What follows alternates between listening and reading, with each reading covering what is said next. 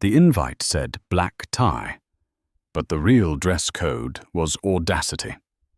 Imagine walking down the aisle wearing a $50,000 Vera Wang gown, smirking at the ex-wife sitting in the back row, thinking you've just stolen her fortune, her husband, and her life.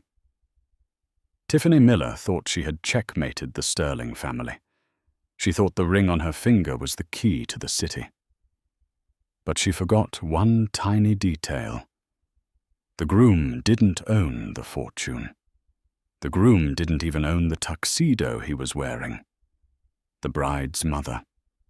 She owned the venue, the bank, and the very ground they were standing on. And she was about to turn this wedding into an eviction notice. This is the story of how a mistress celebrated too early, and a mother-in-law ended it all with 4 words. The dinner plates were bone china, rimmed with 24-carat gold, resting on a table of mahogany that had been in the Sterling family since the shipping boom of the 1920s. David Caldwell sat at the head of the table, swirling a glass of Pinot Noir, feeling every bit the master of the universe. To the outside world, David was the CEO of Sterling Caldwell Developments, a titan of Chicago real estate. He was handsome in that rugged, aging, gracefully way, salt and pepper hair, jawline sharp enough to cut glass, and a smile that disarmed investors. But the truth, the one that whispered in the quiet halls of their Lake Shore Drive penthouse, was that David was merely a tenant in the House of Sterling. His wife, Amelia Sterling, sat across from him. She was quiet, elegant, and possessed a softness that people often mistook for weakness. She had spent the last 15 years raising their 2 children, attending charity galas, and letting David run the company her father had built, and her mother, Eleanor, had expanded into an empire. "You're quiet tonight, Amelia," David said, not looking up from his phone. "Just thinking, David," Amelia replied, her voice steady, "about the gala next week. And about Tiffany." David froze. The wine glass stopped mid-swirl. "Tiffany, my executive assistant. What about her? She called the house today, on your private line. She seemed very familiar." David laughed, a sharp, nervous sound. "She's young Amelia. She doesn't understand boundaries. She was probably just confirming the flight details for the Tokyo conference. I'll speak to her." He wouldn't speak to her. He would sleep with her. He had been sleeping with Tiffany Miller for 6 months. Tiffany was everything Amelia wasn't. She was 24, loud, hungry, and unburdened by the weight of a legacy. She didn't care about the Sterling history. She cared about the Sterling credit card limit. She made David feel like a conqueror, not a custodian of someone else's money. The affair had started as a cliché, late nights at the office, a shared taxia, moment of weakness that turned into a weekly habit. But Tiffany was ambitious. She wasn't content being the Tuesday night secret. She wanted the Sunday morning spotlight. 2 weeks later, the bomb dropped. It wasn't a subtle explosion. It happened at the Sterling annual charity ball held at the Palmer House Hilton. The room was filled with Chicago's elite senators, old money families, and tech billionaires. Eleanor Sterling, the matriarch, was there holding court in the center of the room. Eleanor was 68, with hair like spun silver and eyes like cold steel. She leaned on a cane, not because she needed it, but because it looked like a scepter. David entered with Amelia on his arm, but his eyes were scanning the room for Tiffany. She wasn't supposed to be there. But there she was, wearing a dress that was too red, too tight, and far too expensive for an assistant's salary. She walked right up to the Sterling family table. "David," Tiffany said, her voice carrying over the gentle hum of the string quartet. "We need to talk. I can't hide it anymore." Amelia went rigid. Eleanor didn't even blink. She just took a slow sip of her champagne. "Tiffany not here," David hissed, grabbing her elbow. "Yes, here." Tiffany pulled away, placing a hand on her stomach. The gesture was universal. The room went silent. "I'm pregnant, David, and I'm done being the dirty little secret. You told me you loved me. You told me this marriage was a sham." David looked at Amelia, expecting tears, expecting a scene. But Amelia just looked at him with a profound, exhausting sadness. "Is it true?" Amelia asked.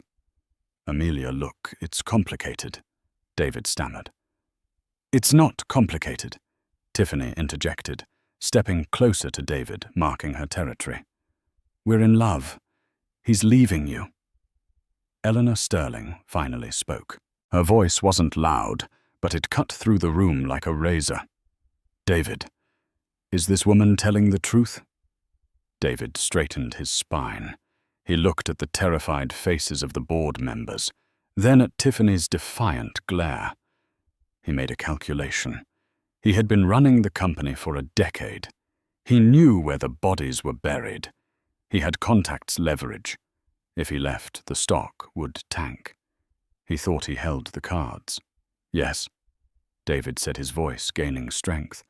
"I'm sorry, Amelia, but I'm in love with Tiffany, and she is carrying my child. I want a divorce." Amelia nodded slowly. She took her napkin, dabbed the corner of her mouth, and stood up. "Very well, David. I'll have Harrison send over the papers in the morning." She walked away without a tear.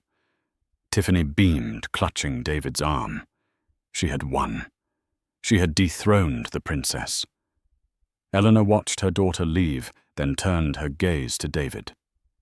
"You are making a mistake, David, a very expensive one."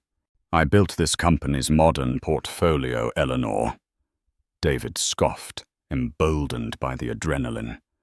"I'm entitled to my share. The courts will see to that. We didn't sign a prenup 15 years ago because you didn't think I'd last. That was your mistake." Eleanor smiled. It was a terrifying smile. "We shall see." The divorce proceedings were shockingly fast. David and Tiffany couldn't believe their luck. Amelia didn't fight for the house. She didn't fight for the cars.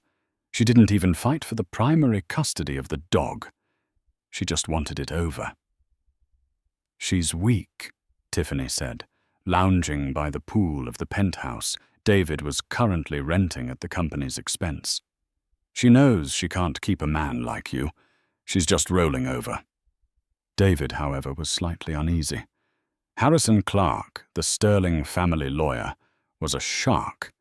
He had once sued a hurricane for property damage and won. For him to simply hand over a settlement agreement that gave David a lump sum of $10 million and a clean break seemed too easy. "It's 10 million, Tiff," David said, looking at the papers. "I expected more. Half the assets would be in the hundreds of millions." "Take it," Tiffany urged, sipping a mimosa. "We don't need the headache. 10 million is enough to start your own firm. Plus, think about the wedding we can have. We need to rebrand you. New wife, new life, new empire." Tiffany was already planning the wedding before the ink on the divorce papers was dry. She wanted it to be the event of the decade. She wanted to rub Amelia's nose in it. "I want the grand ballroom at the Sterling Plaza Hotel," Tiffany announced. David choked on his coffee. "Tiffany, that hotel is the flagship property of my ex-wife's family. It's literally named after them." "Exactly," she smirked. "It's the most exclusive venue in the city. If we book it, it shows we aren't afraid. It shows we are the new power couple. Besides, they can't legally refuse service just because of a grudge. That's discrimination." Against his better judgment, David agreed. He wanted to show Eleanor that he wasn't afraid of her. The planning was a spectacle of excess. Tiffany hired Amelia's former florist, offering double the rate. She tried to poach the Sterling's private chef. She bought a dress that cost more than the average American home. Months passed. The date was set for a Saturday in June. Strangely, the booking at the Sterling Plaza was accepted without a hitch. The manager was polite, professional, and accommodating. When Tiffany demanded the royal suite for the bridal prep, it was given to her complimentary. "See," Tiffany gloated, "they're afraid of you, David. They know you could expose their business secrets if they cross you. We own this city now." But there were cracks in the facade. 2 weeks before the wedding, David tried to access his offshore accounts to pay the caterer. Access denied. He called the bank. "Security freeze Mr. Caldwell. Standard procedure during large transfers. It should be cleared in 48 hours. It took 72 hours. Then his credit card was declined at a business lunch. "A clerical error," the bank assured him. Then came the gift. 3 days before the wedding, a courier arrived at David and Tiffany's apartment. He carried a small velvet box. Inside was a vintage Cartier watch, a tank watch gold with a leather strap. It was David's style, but it looked old. There was a note. It was handwritten on heavy, cream-colored cardstock. "To new beginnings. May you get exactly what you deserve. Eleanor." "Is this a threat?" Tiffany asked, holding the watch like it was a grenade. "It's a watch, Tiffany. A peace offering," David said, strapping it on. "She knows she's beaten. She wants to maintain a relationship so she can see the grandkid when it's born." Tiffany rubbed her belly, which was just starting to show a small bump. "Well, she can forget that. She's not seeing this baby. This baby is a Caldwell, not a Sterling." The morning of the wedding arrived. The sky over Chicago was a brilliant, cloudless blue. The Sterling Plaza was buzzing. Paparazzi, tipped off by Tiffany herself, were camped outside the entrance. Tiffany sat in the royal suite, surrounded by 5 bridesmaids she had known for less than a year. She looked in the mirror. She looked perfect. "This is it," she whispered to her reflection. "From intern to icon." Down in the groom's holding room, David was adjusting his tie. He felt a strange knot in his stomach. He tried to check his bank balance on his phone, just a nervous habit lately, but the app wouldn't load. No service. Probably just the thick walls. His best man, a guy named Greg he knew from the golf club, said, "You ready, man? You're marrying a model 20 years younger than you. You won the lottery." "Yeah." David smiled, pushing down the anxiety. "I won." The ceremony was set to begin at 4:00 p.m. The grand ballroom was draped in white orchids and crystals. 400 guests had arrived.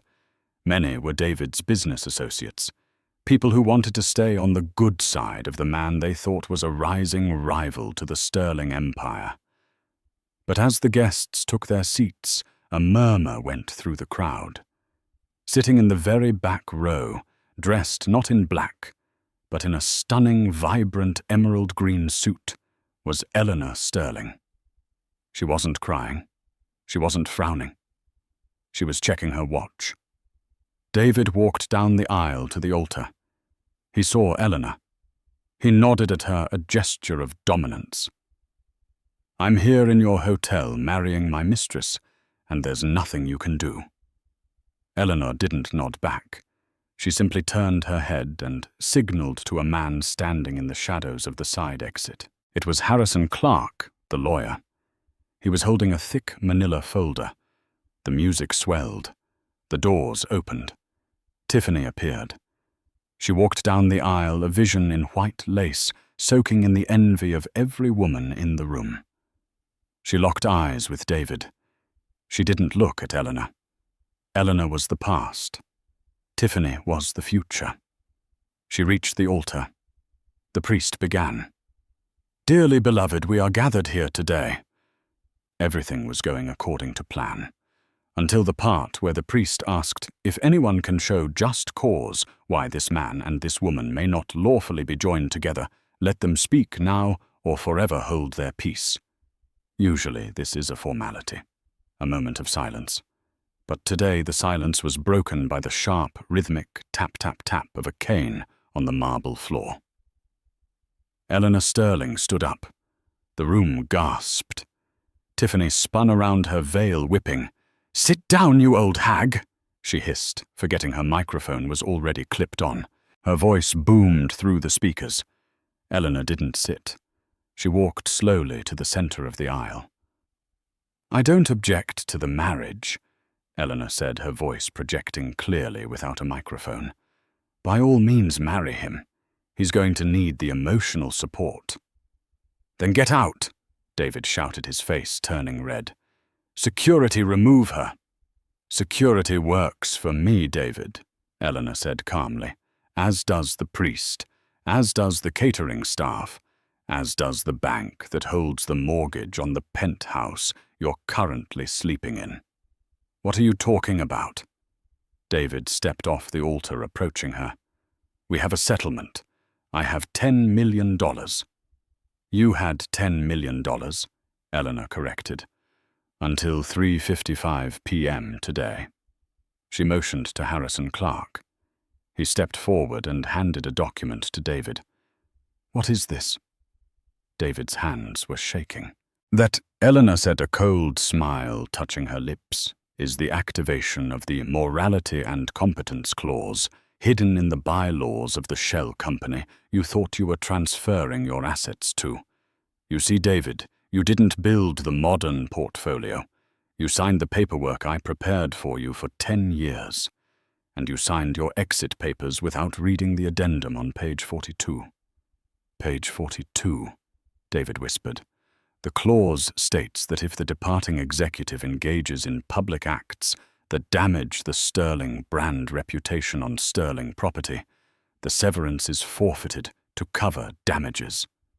This is nonsense. I'll sue you." "You can try," Eleanor said. "But you'll need a lawyer, and since I've frozen your accounts pending a fraud investigation regarding the Tokyo expenses Tiffany booked, I don't think you can afford one." Tiffany ran down the aisle, grabbing David's arm.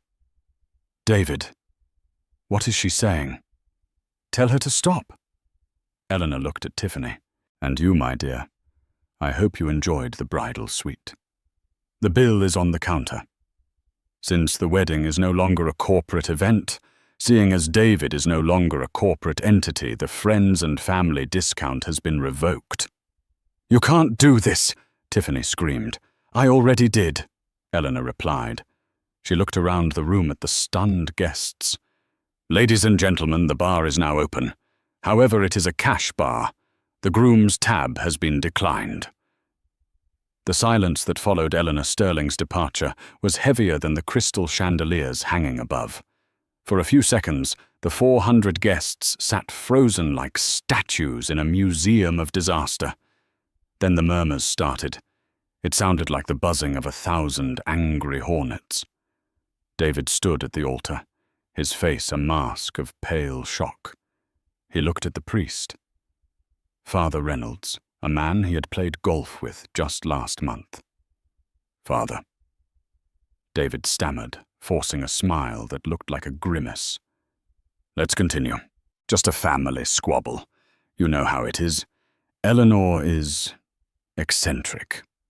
Father Reynolds closed his Bible with a soft thud.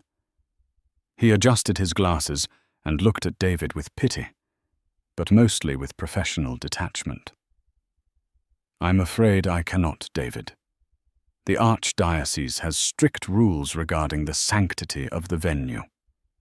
And as Mrs. Sterling pointed out, the permit for this ceremony was revoked 10 minutes ago. Technically, we are trespassing." "Trespassing?" Tiffany shrieked. She looked like a deranged princess, her mascara beginning to run as the heat of the moment flushed her skin. "I am the bride. This is my day. You work for God, not for that old witch. God may overlook your sins." "Ms. Miller," the priest said, stepping down from the altar and walking toward the exit. "But the Sterling Plaza management does not overlook unpaid invoices." The guests didn't wait to be told twice. It started with the B-list business associates, the ones who were only there to network with David. They stood up, checking their phones, pretending to have emergencies. Then the socialites, realizing there would be no open bar and no lobster thermidor, gathered their clutches and hurried toward the exits. "Wait!" David shouted, running down the aisle, grabbing the arm of a man in a grey suit. It was Jonathan Eames, a venture capitalist David was counting on for seed money for his new firm. "Jonathan, don't leave. It's a misunderstanding. We'll go to the secondary venue. We can—" Jonathan pulled his arm away as if David were contagious. "David, let go. I just got an alert on my Bloomberg terminal. Sterling Caldwell stock just jumped 4% on the news of your termination and the internal audit. You're toxic, man. Don't call me." Within 15 minutes, the grand ballroom was empty. The only people left were David Tiffany, her 5 confused bridesmaids, and the hotel staff, who were now efficiently stripping the tables of the silverware and centerpieces. A man in a sharp tuxedo walked up to them. It was Mr. Henderson, the general manager of the hotel. He held a silver tray, but instead of champagne, it held a folded piece of paper. "Mr. Caldwell," Henderson said, his voice smooth and cold, "please find the itemized bill for the services rendered thus far." "Bill?" David laughed hysterically. "Put it on my account, or send it to the penthouse. As Mrs. Sterling mentioned, you no longer have an account, and the penthouse lease has been terminated effective immediately due to a violation of the moral turpitude clause in your occupancy agreement." Henderson extended the tray. "We require immediate payment for the floral arrangements, the security setup, the room rentals, and the cancellation fee for the catering. The food, alas, will be donated to a shelter, but the preparation costs stand." Tiffany snatched the paper. Her eyes widened. $85,000. "For a wedding that didn't happen." "For a wedding you booked, Ms. Miller," Henderson corrected. "We accept all major credit cards, although I believe the terminal declined your Amex earlier." "David, do something!" Tiffany screamed, throwing the paper at his chest. David pulled out his wallet. His hands were shaking so hard, he dropped 2 cards on the floor. He picked up his black card, the symbol of his status for the last 10 years. He handed it to Henderson. Henderson produced a portable card reader. He inserted the card. Beep. Declined. "Try this one," David said, sweat dripping down his forehead. He handed a visa. Beep. Declined. Card reported stolen. "Stolen," David choked. "I didn't report it. Stolen. Mrs. Sterling is the primary account holder on the family trust that backs these cards," Henderson explained patiently. "She reported them compromised about 20 minutes ago." Tiffany was hyperventilating. "My parents are here. My dad is in the lobby. He can pay." David looked at her. Tiffany came from a modest background in Ohio. Her father was a retired high school football coach. He didn't have $85,000 liquid. He probably didn't have that in his retirement fund. "We can't ask your dad, Tiffany," David hissed. "It's humiliating enough." "Then what do? "We leave," David said, grabbing her hand. "We just leave. They can't keep us here." He turned to walk out, but 2 large security guards blocked the path. "The police have already been called regarding the theft of services," Henderson said, checking his watch. "However, Mrs. Sterling left instructions. She is willing to absorb the cost of the cancellation. If you agree to vacate the premises immediately and surrender the engagement ring." Tiffany gasped, clutching her left hand. The ring was a 4-carat cushion, cut diamond. It was worth nearly $100,000. It was her insurance policy. "No," Tiffany cried. "It's mine. He gave it to me." "Technically," Henderson said, "Mr. Caldwell purchased that ring using a company expense account labeled Client Relations. Since the marriage did not occur and the purchase was unauthorized, it is company property." David looked at the security guards, then at Tiffany, then at the ring. He was tired. He was broke. And he saw the flashing lights of a police cruiser reflecting against the lobby glass doors down the hall. "Give him the ring, Tiffany," David said, his voice hollow. "David, are you crazy? Give him the damn ring!" David roared, snapping for the first time. "We have no money. We have no lawyers. Do you want to give birth in a holding cell?" Sobbing, Tiffany slid the ring off her finger. She slammed it onto the silver tray. "Excellent choice," Henderson said, pocketing the ring. "The service exit is through the kitchen. Please ensure you do not disturb the guests in the lobby on your way out." The fall from grace wasn't a slide. It was a cliff. 3 days later, David and Tiffany were sitting in the living room of Tiffany's old apartment. It was a cozy 1-bedroom in a gentrifying neighborhood, which was a polite way of saying it was small, smelled faintly of cat litter from the neighbor's unit, and the sirens outside never stopped. David was sitting on a beanbag chair, the only furniture Tiffany owned besides her bed and a scratched IKEA table. He was wearing the same suit trousers from the wedding, though he had finally taken off the tuxedo jacket. "We need to sell the car," Tiffany said. She was pacing the small room, eating dry cereal out of the box because they hadn't gone grocery shopping.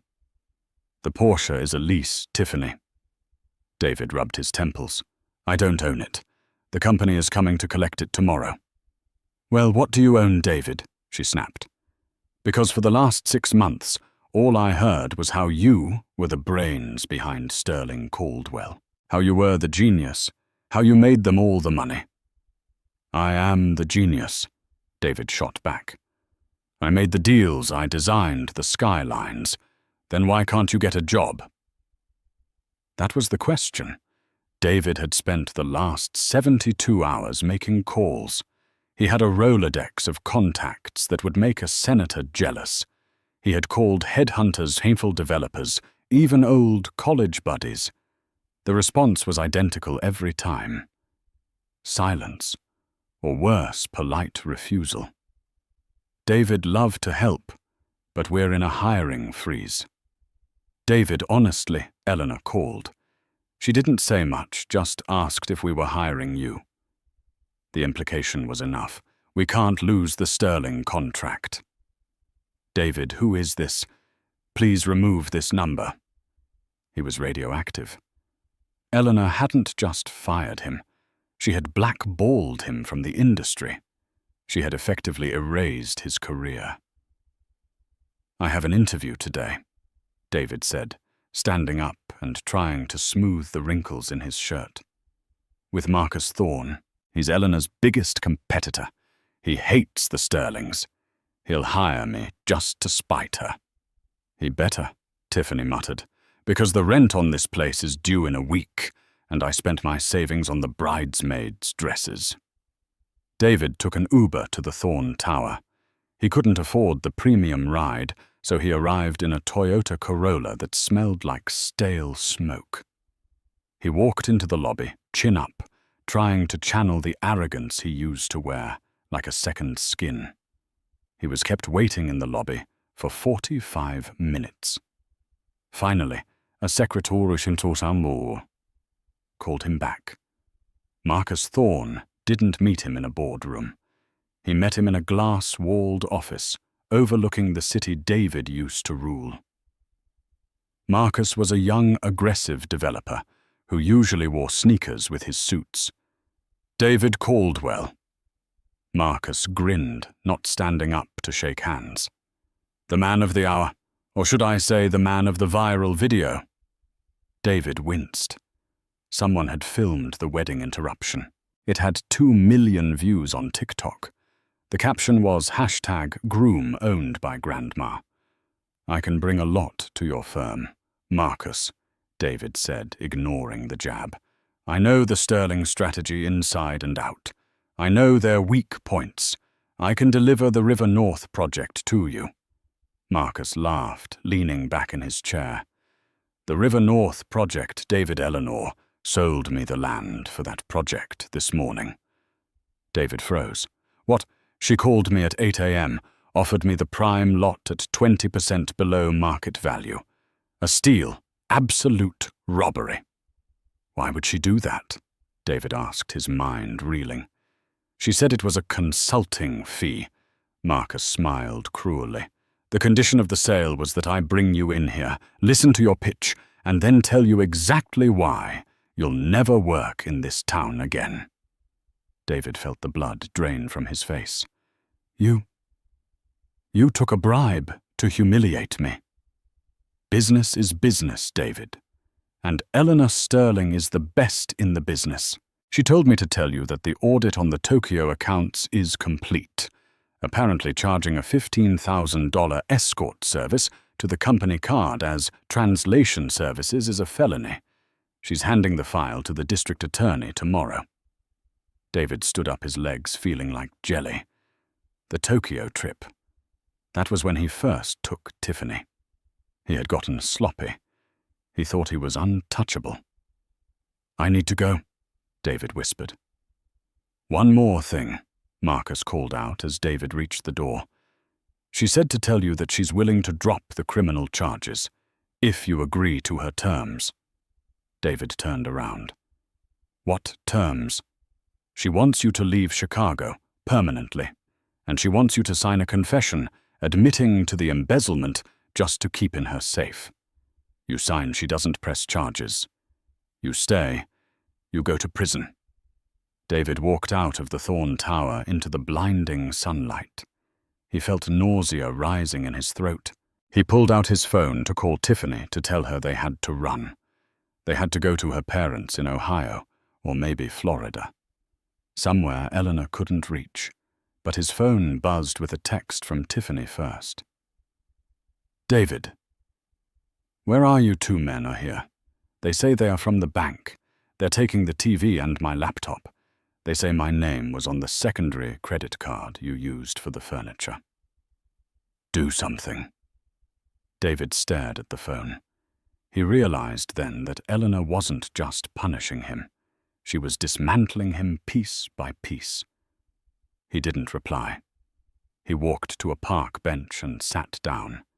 He watched the people walking by, happy couples, businessmen on calls, tourists. He looked at his wrist to check the time, but the wrist was bare. He had sold the Patek Philippe yesterday for cash to pay for the movers. He had the gold Cartier watch Eleanor had sent him.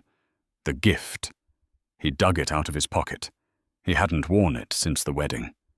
He looked at the back of the watch case. There was an inscription he hadn't noticed before. He squinted to read the tiny cursive engraving. Time runs out for everyone. Tick-tock. David put his head in his hands. He was 45 years old. He had a pregnant mistress he didn't love, $0 in the bank, and the most powerful woman in Chicago hunting him for sport. He needed a drink. But he realized, with a jolt of pathetic irony, he didn't even have enough cash in his pocket for a beer. The apartment walls were thin enough that David could hear the neighbor coughing, but the silence between him and Tiffany was deafening. It had been 4 days since the wedding.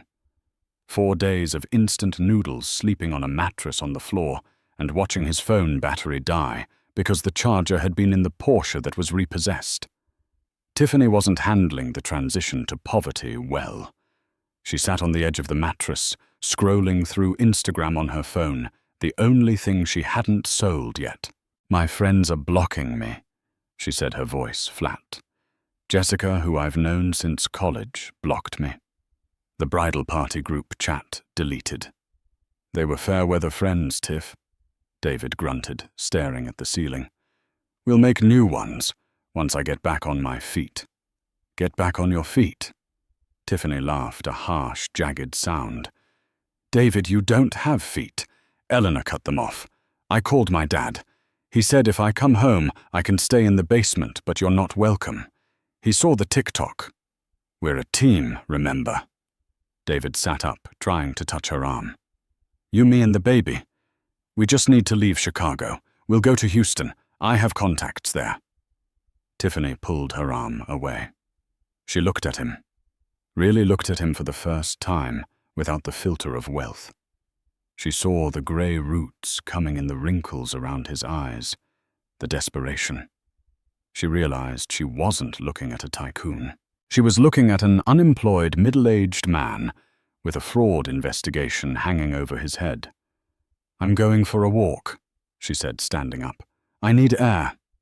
Take my coat, David offered. It's chilly. I don't need your coat, she snapped. She grabbed her purse and walked out the door. She didn't go for a walk. She walked 3 blocks to a Starbucks, bought a coffee with the last $5 in her hidden emergency cash, and made a phone call. Sterling Enterprises Harrison Clark's office, a crisp voice answered. This is Tiffany Miller, she said, her hand trembling. Don't hang up. I have information about the Tokyo accounts, about the offshore shells. I know where he hid the hard drive. There was a pause. Then the secretary's voice returned, sweeter this time. Please hold for Mr. Clark. An hour later, a black town car pulled up to the curb. Tiffany got in. She didn't look back at the apartment. Back in the apartment, David waited. 1 hour became 3. 3 became 6. Night fell. He started to worry. Maybe something happened to the baby. He borrowed the neighbor's phone to call her. It went straight to voicemail. He paced the room. Then he noticed something. The closet door was slightly ajar. He opened it. Her suitcase was gone. Her makeup bag was gone. On the IKEA table, there wasn't a note. There was just a pregnancy test kit box. Empty. Confused. David looked at the trash can. Sitting right on top was the test stick. He picked it up. He squinted at the little window. 1 line. Negative. He dug through the trash. There were 3 other tests, all negative. The realization hit him like a physical blow. She was never pregnant. It was a trap. The baby was just a leverage play to get the ring, to get the wedding, to lock him down before he could change his mind. And now that the money was gone, the baby was gone, too. David sank to the floor, holding the plastic stick. He laughed. It started as a chuckle and turned into a manic sob. He had blown up his life, his marriage, and his reputation for a lie. Then the pounding on the door started. Police, open up! David didn't run. He didn't have the energy. He walked to the door and opened it. 2 officers stood there, flanked by Harrison Clark. David Caldwell, the officer asked. Yes.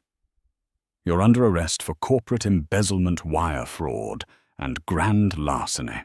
Hands behind your back. As they cuffed him, David looked at Harrison. How I wiped the servers. Harrison adjusted his silk tie. You did. But Ms. Miller kept a backup. She just handed it over in exchange for immunity. She's on a flight to Phoenix as we speak. One way. David was marched out into the flashing red and blue lights. The neighbors he felt superior to were all watching filming with their phones. The interrogation room was cold, smelling of stale coffee and fear. David had been there for 24 hours. His suit was wrinkled, his stubble was thick, and his arrogance was entirely gone. The door opened. He expected his public defender. Instead, Amelia Sterling walked in. She looked different. Not flashy, not vindictive. She looked free. She wore a simple cream blouse and trousers, her hair pulled back. She sat down across from him. She didn't have a lawyer with her. "Amelia," David croaked.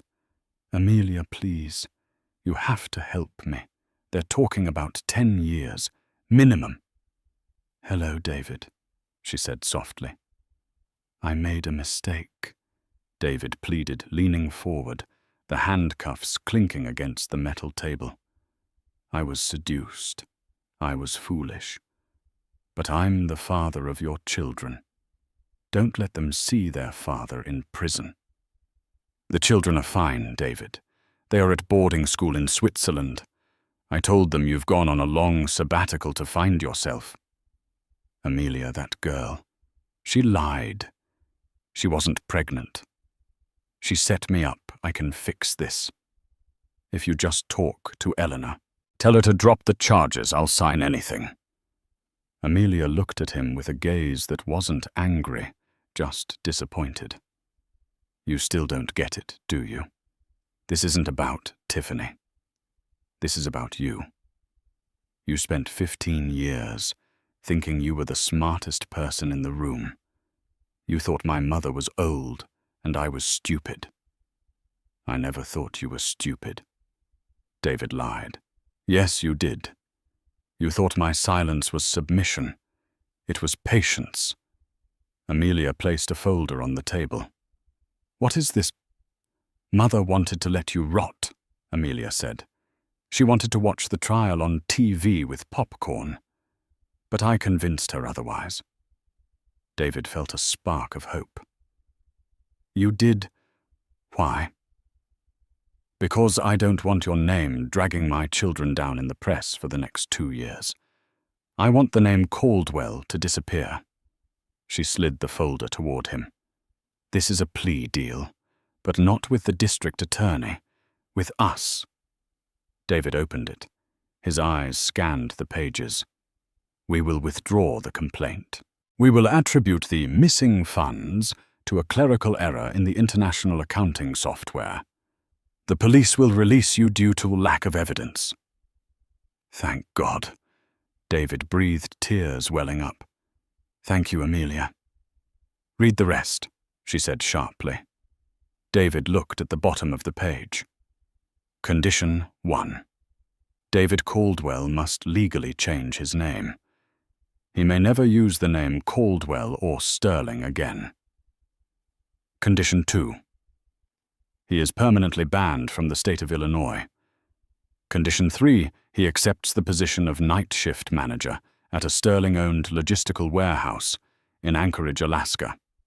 Condition 4. His wages will be garnished at 75% until the stolen $4.2 million is repaid.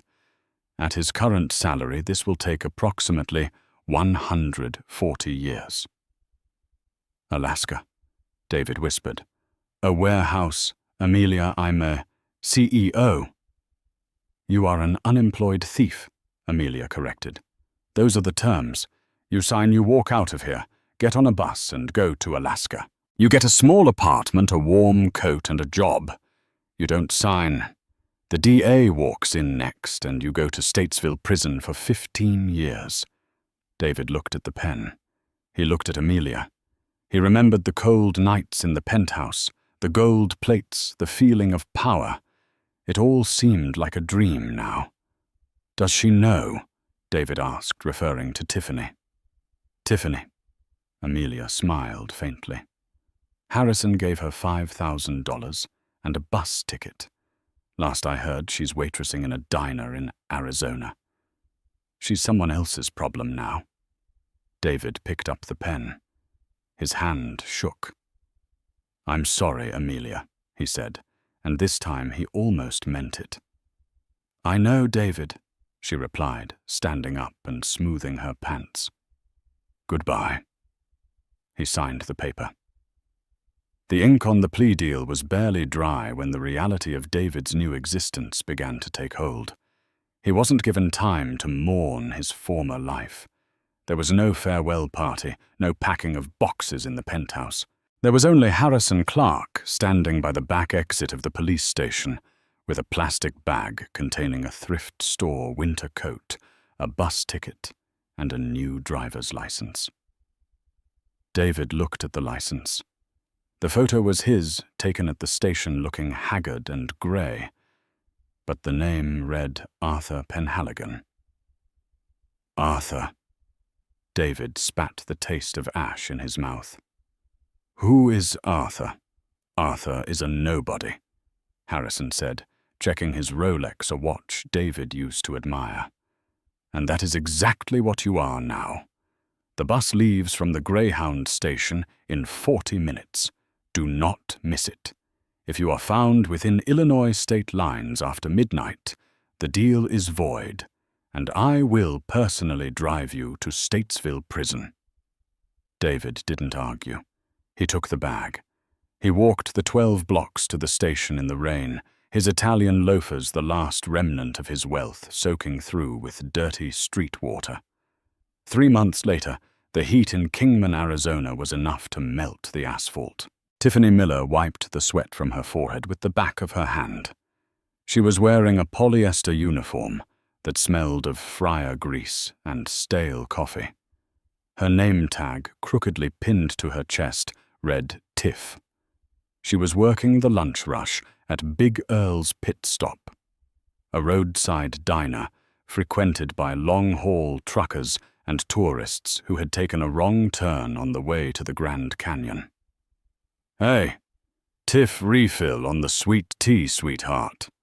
A man with grease under his fingernails shouted from booth 4.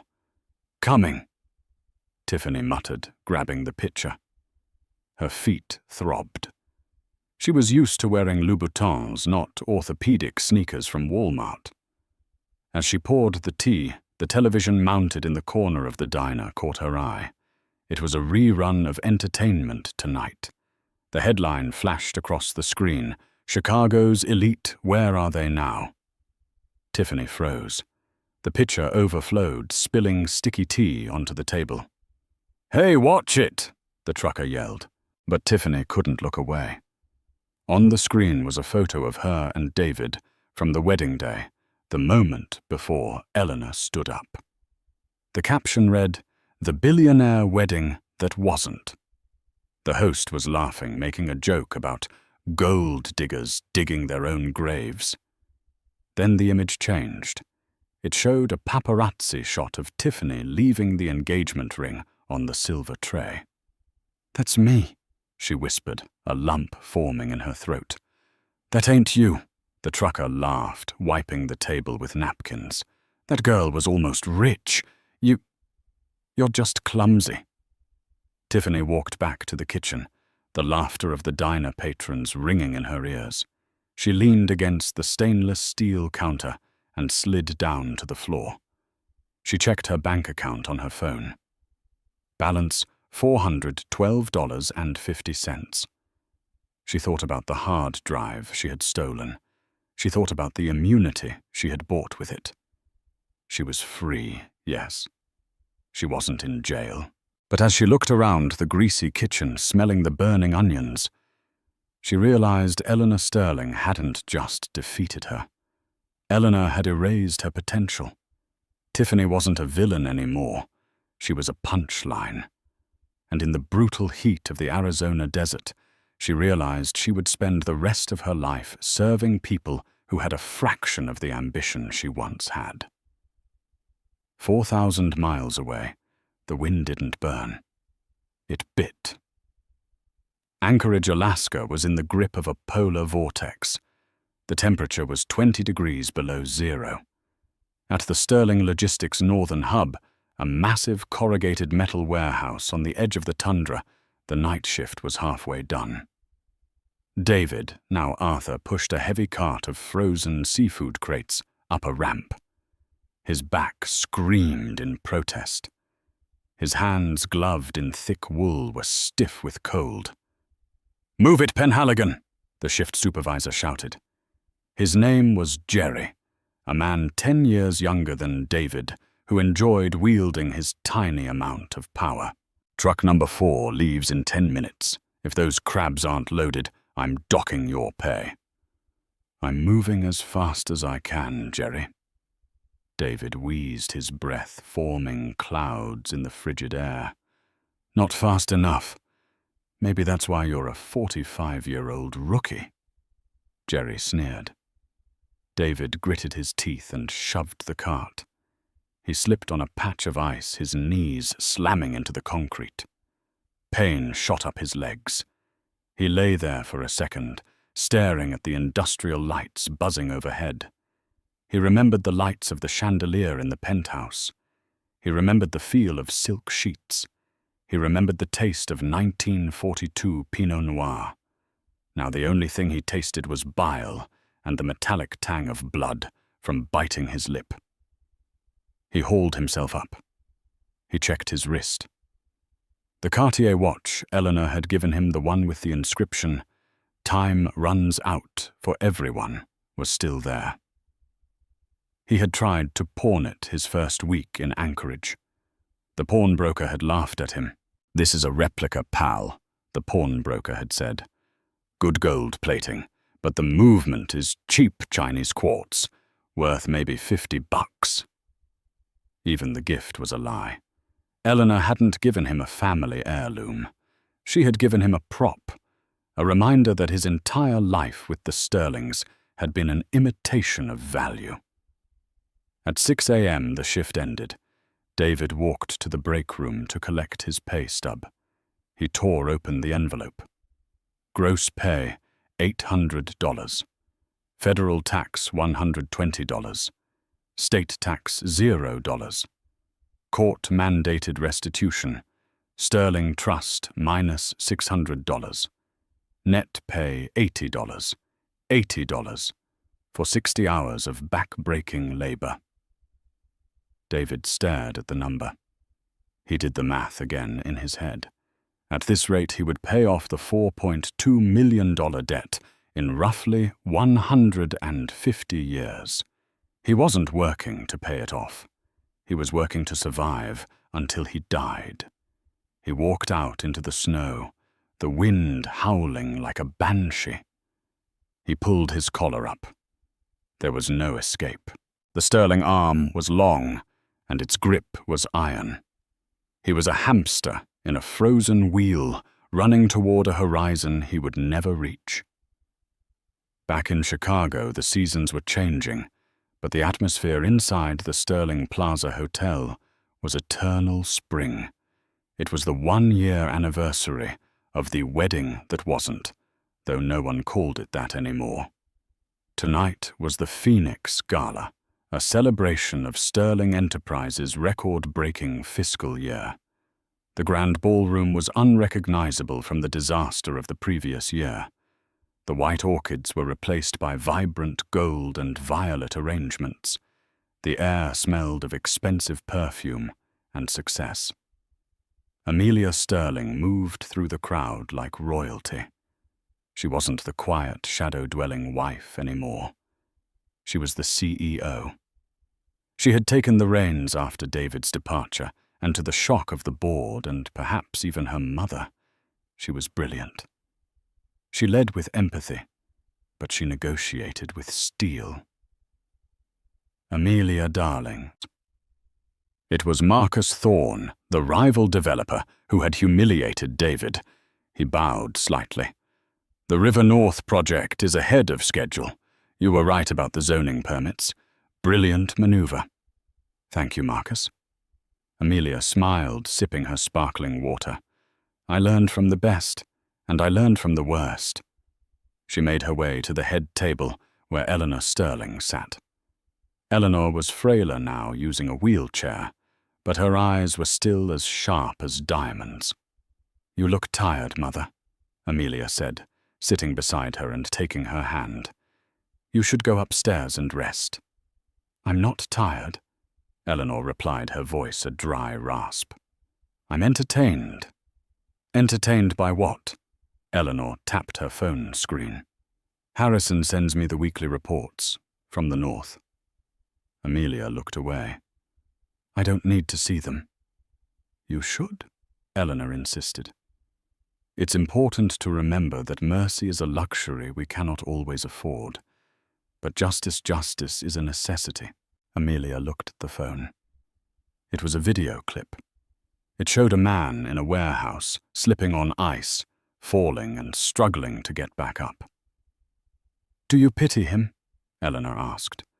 Amelia watched the man on the screen, the man she had loved for 15 years, the man who had slept with her assistant and tried to steal her heritage. She searched her heart for pity. She found none. No, Amelia said softly. I don't pity him. He chose his path. He wanted everything without earning anything. Now he has exactly what he earned. Good, Eleanor nodded. Then my work is done. The gala ended at midnight. The guests spilled out onto the magnificent mile, laughing drunk on champagne and power. In the shadows of the hotel lobby, Harrison Clark stood by the security monitors. He typed a final email to the HR department of the Anchorage Logistics Hub. Subject Employee 8940-B. Penhaligon message, increase shift rotation to include weekends. Productivity metrics are slipping. If he complains, remind him of the alternative clause in his plea agreement regarding state penitentiary transfer. Harrison hit send. He closed his laptop. Outside, the Chicago wind was gentle, carrying the scent of the lake. In Arizona, Tiffany Miller was sleeping in a trailer that shook every time a train passed, dreaming of a dress she would never wear again. In Alaska, David Caldwell sat on the edge of a cot in a room the size of a prison cell, eating a can of cold beans, listening to the wind try to tear the roof off. He looked at the fake gold watch. Tick, tock. The time hadn't run out. It had just slowed down to an agonizing crawl. The drama was over, the audience had gone home, and the actors who had tried to steal the show were left in the dark, realizing too late that the curtain never really falls, it just crushes you. And there you have it, the complete unadulterated downfall of David Caldwell and Tiffany Miller. It's a story that proves one universal rule. The higher you climb on a ladder built of lies, the harder you hit the ground when the truth kicks it out from under you. David thought he was playing chess, but he didn't realize he was just a pawn on Eleanor Sterling's board. He traded a life of luxury and a loyal wife for a fleeting ego boost and a fake gold watch. And Tiffany. She learned that marrying up only works if the man you're marrying actually owns the elevator. This wasn't just revenge. It was a corporate liquidation of two human beings' futures. It makes you wonder, was Eleanor Sterling a monster, or was she simply the ultimate protector of her family's his legacy? I want to hear from you in the comments below. Question of the day. Did Amelia let David off too easy with the Alaska deal, or is working in a frozen warehouse for the rest of his life actually worse than prison? And what about Tiffany? Did she deserve to lose everything? Or was she just a victim of David's manipulation? If you loved this saga of wealth, betrayal, and icy justice, please hit that like button. It helps get these stories out to more people. Subscribe and turn on the notification bell so you're the first to know when the next drama drops. I've got a story coming up next week about a lottery winner who hid the ticket from his wife until she found the receipt. You won't want to miss it. Thanks for watching, and remember, be careful who you cross, because you never know who really owns the venue.